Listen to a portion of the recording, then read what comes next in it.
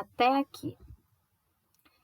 Até aqui você se dedicou, desanimou. Insistiu em resistir, desanimou.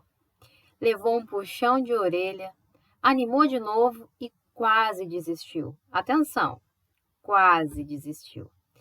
Perceba que para cada sentimento de desânimo, você resistiu e por algum motivo encontrou coragem para seguir.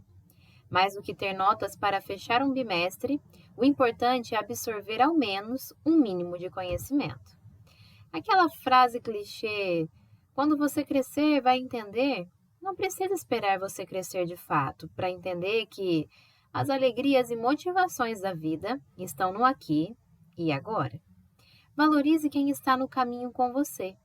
E em meio a tantos desafios como o dos últimos tempos, mantenha o coração em paz e alimente a sede pelo conhecimento. Estamos juntos e vamos fortalecer a nossa parceria, pois até aqui foi desafiador, mas juntos encontramos apoio. A gente se encontra no próximo bimestre. E aí, vamos juntos? Pessoal, um abraço e obrigada pela parceria.